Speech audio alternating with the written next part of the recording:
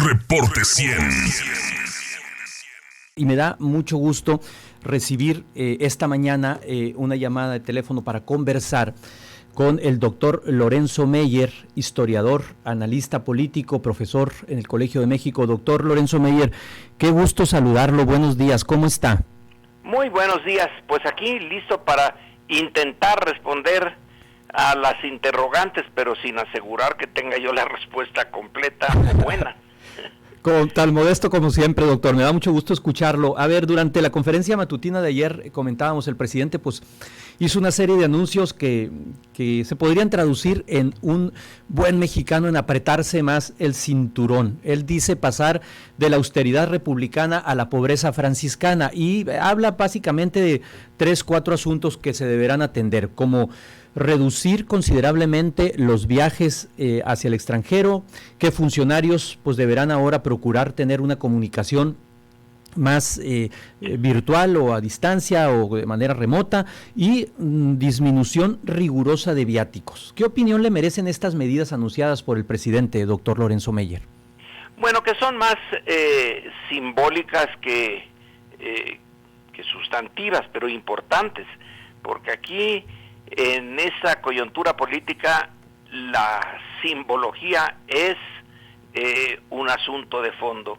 Venimos, como ya se ha dicho por el presidente y por una buena cantidad de personas, de una etapa en donde el funcionario público no tenía muchas restricciones, sobre todo el alto funcionario público, en su forma de vivir. Y ese es el meollo, que son dos esferas, dos mundos, los que han venido conviviendo en el caso de la clase política y el grueso de la población. En la clase política, la escasez y los problemas de enfrentar el día a día son o inexistentes o muy pequeños en contraste con el grueso de los mexicanos. Y ahí hay un golfo que también se refleja en no entender o no querer entender la vida cotidiana de la mayoría de la población, porque hay una barrera grande, enorme en algunos casos, en las formas de vida de el gobernante y los gobernados. Bueno, lo que aquí el presidente está proponiendo, con efectos no necesariamente positivos todos, es el reducir los niveles de ingresos, de consumo de la élite política, no para asemejarlos a la de la mayoría de los mexicanos, que eso esa sí que sería una pobreza franciscana, los franciscanos en su mejor etapa vivían igual o peor el cristiano común y corriente. Aquí no es el caso, pero sí se han reducido los sueldos, las prestaciones, y lo veo esto en una economía de 130 millones de mexicanos, pues como una cosa pequeñita en términos materiales, pero bien importante en términos de disminuir la separación entre las formas de vida del funcionario, del alto funcionario sobre todo, y del mexicano promedio. Es una medida no económica, sino política. Ahí es donde reside su importancia. Pero también económica, ¿no, doctor? Presupuestal.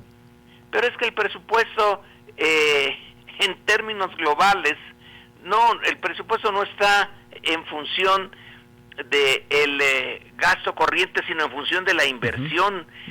Y el que disminuya, por ejemplo, el gasto en viajes de los funcionarios, es una gota en el océano para gastos como los del aeropuerto, los del Tren Maya, etcétera. Pues no es gran cosa. no tengo las cifras, pero casi se las puedo asegurar, que en términos de proporción de lo que es el gasto público, esto es muy poco. Ya no se puede recortar demasiado, porque entonces sí se haría más difícil reclutar a esos jóvenes recién salidos de la etapa de preparación y que pueden tener un empleo. Sería más difícil reclutarlos para el sector público que para el sector privado, aunque el sector privado ahorita también con los problemas económicos de inflación, etcétera, tiene problemas, pero no está ahí el meollo de la problemática mexicana. Está en que el sector público en general tiene una proporción muy baja del Producto Interno Bruto, que si nos comparamos, casi por decirlo de manera exagerada, con los países nórdicos, que siempre se nos ponen como ejemplo de equilibrio social, económico y político, esos presupuestos se llevan casi la mitad del PIB. En cambio en México no. En México el gobierno tiene relativamente poca importancia en el conjunto de el Producto Interno Bruto. Esa es una de las de los problemas históricos, pero en serio, desde el siglo XIX, desde que nos independizamos, la precariedad del presupuesto público es una constante. En algunos momentos más que en otros. En algunos momentos del siglo XIX realmente fue el ingreso era mínimo, porque dependía nada más de lo que se cobraba en las aduanas, y con la corrupción que desde entonces había, una buena parte se iba por la coladera.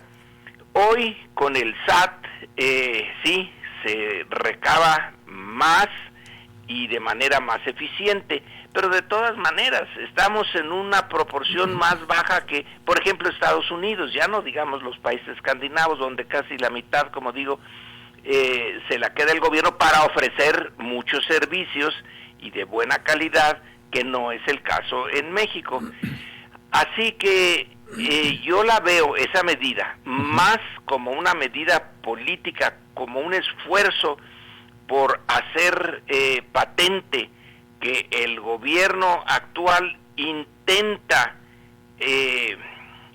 ser, digamos, solidario con con los gobernados, en la medida en que baja los ingresos personales del funcionario alto. Hoy en la mañanera Andrés Manuel puso unas cifras realmente escandalosas. De lo que ganan los ministros, ¿no?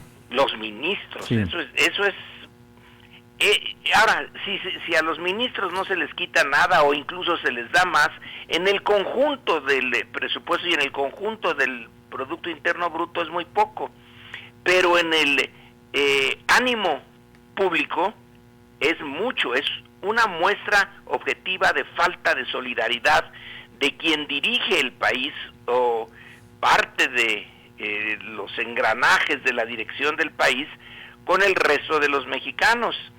Y eso sí es importante.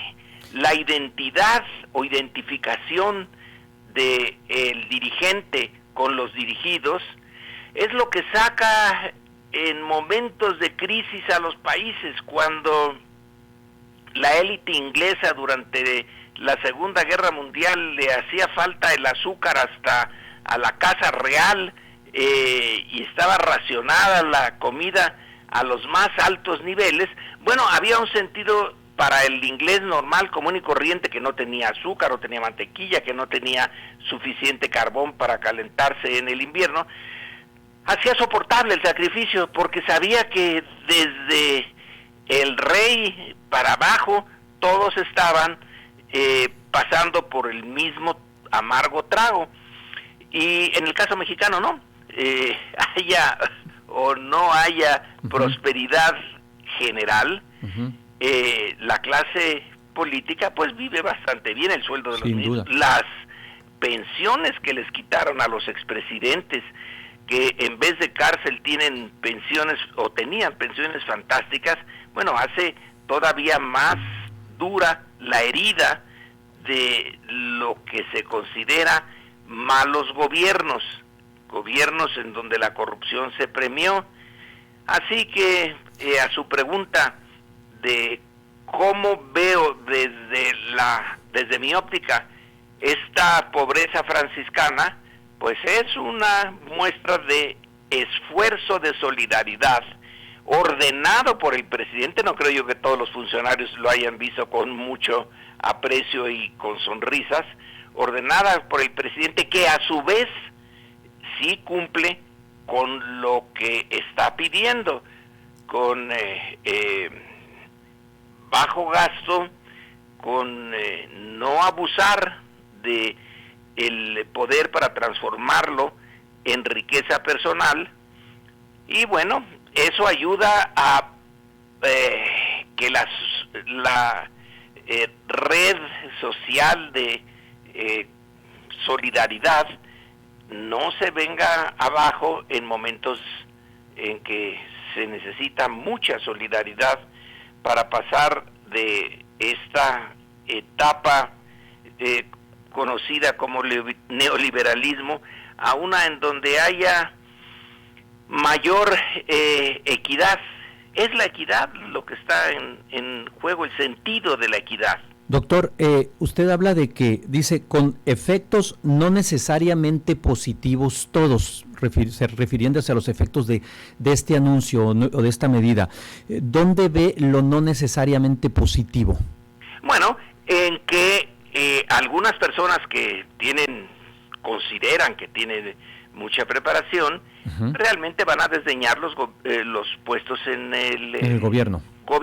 Y se necesitan en los puestos claves gentes con la mejor preparación que se pueda tener en México. Y algunos podrán decir, no, yo con esos sueldos mejor me busco uno en la empresa privada, que no es fácil. Justamente eso le iba a preguntar, ¿no demerita mucho la función del trabajador del Estado con mayúscula, del que trabaja en el gobierno, por la carencia de este tipo de recursos? O dicho en otros términos, pues, ¿no se pone en riesgo la prestación de servicios del gobierno ante esta austeridad republicana y pobreza franciscana? Puede ser, pero si el incentivo, y ahora me voy al otro lado, si el incentivo de uno es para trabajar en la función pública, o sea, en el servicio, el término es que uno en ese puesto es servidor de la causa común. Si dice uno, no, yo solamente le sirvo a mis conciudadanos si me pagan bien, si no, no vale la pena, hay que se busquen otro. La tarea común no es común. Si a mí me bonifican bien mi trabajo, acepto estar al servicio de las causas generales. Si no, no. Lo que no lo demerita, porque lo que se ve ahí es el espíritu del posible servidor público. Si nada más está ahí para acumular un bienestar personal y no tiene conciencia de que está metido en una tarea común, bueno, pues entonces probablemente no sea el adecuado para ese puesto. Entonces, más que demeritar, es una especie de sedazo en donde se van quedando los que carecen de la visión de que el servicio público es un servicio a los demás, al conjunto, a la nación. Que la nación es un concepto bien difícil, sí, porque yo nunca he visto a la nación pasar por aquí, por mi casa, ni me ha hablado la nación. Sí. Se la imagina uno. Sí. Uno se imagina que es parte de un conjunto y que está uno contribuyendo a que ese conjunto pueda funcionar mejor. Pero Sin duda. Está condicionado a que o me pagan bien o me voy a otro lado, pues entonces el compromiso es muy relativo. Doctor Lorenzo Meyer, fíjese que me quedo con muchas preguntas. Lamentablemente, como se dice en el argot, el tiempo es el verdugo de estas cosas de la radio. Yo le agradezco muchísimo que nos haya tomado esta llamada en espera de poder conversar próximamente con usted y abundar. Yo me quedo con muchas preguntas y con muchas dudas sobre este tema. Le agradezco su gentileza y que tenga un muy buen día. Igualmente, buen día. Gracias al doctor Lorenzo Meyer, analista político, historiador, profesor en el Colegio de México. Reporte 100.